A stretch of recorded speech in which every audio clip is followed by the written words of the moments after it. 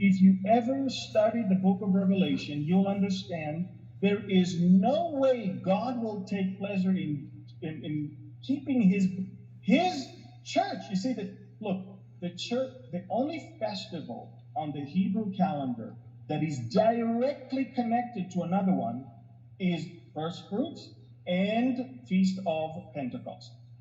From first fruit, from the resurrection, you count 50 days, and only then you celebrate the Feast of Pentecost. The church could have not been born unless Jesus resurrected from the dead. They are connected. What's the point of Jesus' resurrection, saying, I'm the resurrection and the life? And then when he said that, if you remember to Martha, when he said that, he said, he who believes in me, will never die. If he dies, remember, he will live forever. In other words, he will resurrect.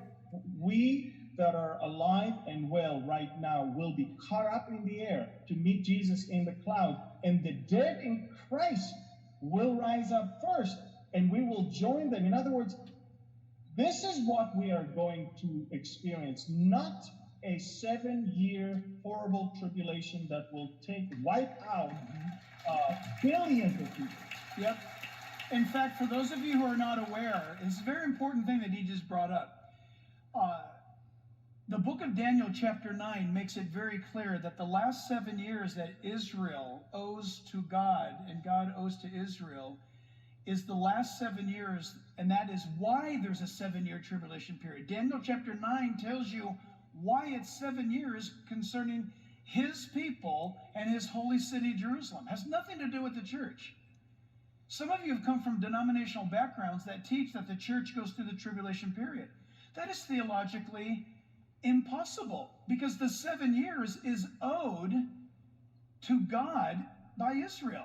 It's the last 70th week of the book of Daniel chapter 9. It's all Jewish. It all deals with the nation of Israel and the Israel people and the entire world regarding the wrath of God that is being poured out upon the earth. It has nothing to do with hell, and it has nothing to do with the church. It's a world that has rejected Christ, and it's about God refining and bringing his people, the Jews, through the tribulation period. And it's the 7 years that is mentioned crystal clear in Daniel chapter 9. And when you confuse those two things, that's frankly bad teaching. It's mixing the church in with Israel.